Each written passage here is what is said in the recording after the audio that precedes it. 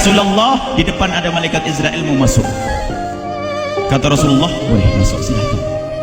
Kemudian malaikat Israel mengucapkan salam, dan setelah mengucapkan salam, malaikat Israel menawarkan, ya Rasulullah, aku disuruh oleh Allah untuk mencabut nyawamu atau membiarkan engkau. Dalam riwayat, aku disuruh oleh Allah untuk memberikan pilihan kepadamu, al-baqa fid dunya, tetap di dunia, atau ar-rafiqul a'la, atau dengan Allah. Nabi Muhammad menjawab, ar-rafiqul a'la, dengan Allah. Kemudian setelah itu Nabi Muhammad berdoa agar umatnya selamat. Setelah ada jaminan umatnya selamat, malaikat Israel, sudahlah, cabut nyawaku kalau memang sudah waktuku. Mulailah Nabi Muhammad dicabut nyawa beliau oleh malaikat Israel. Dan di saat Nabi Muhammad mulai dicabut nyawa beliau oleh malaikat Israel, Nabi Muhammad mengatakan, mahadha, apa ini wahai Israel?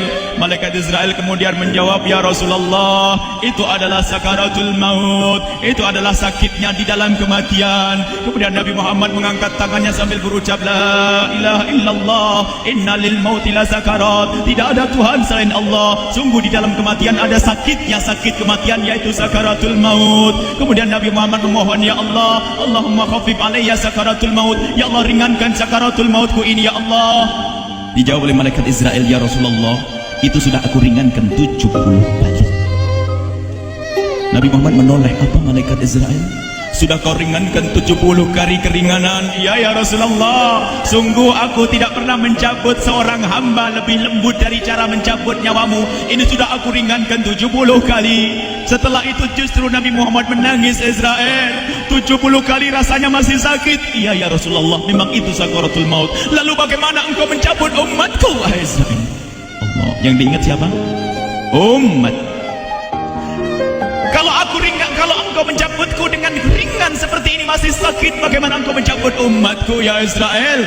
Dijawab oleh malaikat Israel, umatmu manusia biasa, ya aku cabut. Ya Rasulullah, begitu saja.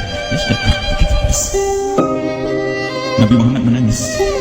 Tiba-tiba Nabi Muhammad mengangkat tangan dan memohon kepada Allah, Allah, inna lil mauti la sakarat, la ilaha illallah, inna lil mauti la sakarat, sungguh di dalam kematian ada sakaratul maut. Allahumma khaffif ala ummati sakarat maut, ya Allah, ringankan dari umatku sakaratul maut, wa thaqqil alayya, dan bebankan kepadaku.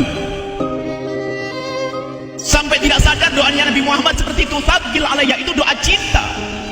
Seorang ibu yang pernah punya anak itu, lihat kalau doa Rasulullah ini masih diragukan, bagaimana Rasulullah bisa doa begitu? Itu bahasa cinta yang tidak bisa diterjemahkan dengan oleh akal. Seorang ibu kadang-kadang, ibu yang di belakang, ibu mau dikasih sakit oleh Allah? Mau, Bu? Ibu jauh sekali. Ibu mau dikasih sakit? Jawabnya tidak mau. Tapi suatu ketika seorang ibu melihat anaknya sakit, ngomong, sudahlah nak, jangan kamu yang sakit, biar ibu yang sakit. Ada atau tidak? Kenapa ngomong begitu? Itu bahasa cinta itu. Tidak rela kalau anak ini sakit, biar aku saja yang sakit. Itu yang dirasakan Rasulullah. Sakaratul maut begitu sakitnya, membayangkan betapa sakitnya umat Nabi Muhammad di saat dicabut nyawa beliau. Maka Rasulullah mengatakan, ya Allah, ringankan sakaratul maut dari umatku, bebankan kepadaku saja, ya Allah. Wala sawfa yu'tika fatarda. Permintaan Nabi Muhammad tidak ditolak oleh Allah, dikabul dan dikabul, wahai Muhammad. Sallu ala Nabi Muhammad. Dan benar, sakaratul maut kita ditahan oleh Rasulullah, ditanggung oleh Rasulullah, sehingga digambarkan oleh Imam Bukhari di saat Nabi Muhammad dicabut nyawa beliau, Siti Aisyah yang ada di situ. Rasulullah berada di pangkuan Siti Aisyah, yang saat itu Siti Aisyah melihat keringat dingin keluar dari kening Rasulullah. Siti Aisyah tidak pernah melihat keringat keluar seperti itu. Bahkan di saat dipegang kepala Rasulullah, panasnya melebihi dari panasnya orang biasa. Setiap kali ada kain dicelupkan di air, ditempelkan di kening Rasulullah, langsung mengering. Saat itu Nabi Muhammad mengucapkan kalimat la ilaha illallah, innal lil mauti la sakarat. Kemudian Nabi Muhammad berpesan dengan banyak pesan, dan di antara pesan Rasulullah adalah akri minni ala ummati salam, akri minni salam ala ummati wa ala man ittaba'ani wa ala man tabi'ani min ila yaumil qiyamati. Aku titip salam kepada umatku dan orang yang mengikutiku sampai hari kiamat. Sadari salam Rasulullah. Sebelum meninggal masih ingat titip salam. Salam kepada siapa? bukan salam kepada siapa-siapa, tapi salam kepada kita. Maka mari kita mengucapkan salam kepada Rasulullah, karena Rasulullah sudah salam duluan kepada kita. Mari kita sejenak bersalam kepada Rasulullah dan hadirkan Rasulullah ada di mata kita dan di hati kita. Mari kita bersama-sama mengucapkan salam. Assalamualaikum ya Rasulullah, Assalamualaikum ya Rasulullah, Assalamualaikum ya Habiballah, Assalamualaikum ya Nabi Allah. Rasulullah mengucapkan salam untuk kita. Dan di saat itu Rasulullah keringat dingin keluar, maka oleh Siti Aisyah diusap. Oleh Siti Aisyah diusap, bayangkan saat itu Nabi Muhammad di pangkuan Siti Aisyah dan diusap oleh Siti Aisyah. Siti Aisyah berkata, keringat Rasulullah mengucur deras hingga aku usap, dan aku usap dengan tangannya Rasulullah. Diusap dengan tangannya Rasulullah. Siti Aisyah memegang tangan Rasulullah sendiri yang digunakan untuk mengusap keringat Rasulullah. Sahabat bertanya, Aisyah, kenapa harus dengan tangan Rasulullah, tidak dengan tanganmu? Lihat jawab Siti Aisyah, karena tangan Rasulullah lebih lembut dari tanganku. Sallu ala Nabi Muhammad. Masih sempat nyanjung tuh sahabat Nabi. Dalam keadaan begitu masih menyadari kelembutan tangan Rasulullah, jasad Rasulullah, kemuliaan Rasulullah sallallahu alaihi wasallam. Dan aku lebih menginginkan bahwasanya yang menyentuh jidat Nabi Muhammad adalah tangan yang paling mulia di dunia dan di akhirat. Siti Aisyah nggak berani menyentuhkan. Pengennya yang disentuhkan di kening Rasulullah adalah tangannya Rasulullah sallallahu alaihi wasallam. Kemudian setelah itu Nabi Muhammad merasakan sakit yang sangat untuk kita.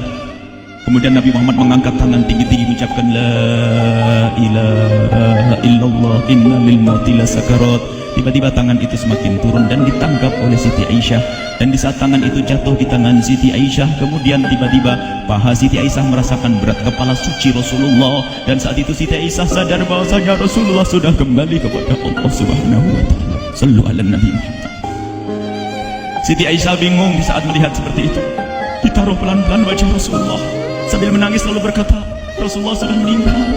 Para sahabat Nabi pada bingung. Sayyidina Ali tiba-tiba terduduk, nggak bisa berdiri. Sayyidina Utsman nggak bisa ngomong. Ada orang, Sayyidina Zaid berkata, aku baru melihat Rasulullah, setelah ini aku tidak mau melihat lagi selain Rasulullah. Ya Allah, butakan mataku, aku tidak ingin aku kotori mataku dengan selain Rasulullah. Dan dibutakan oleh Allah.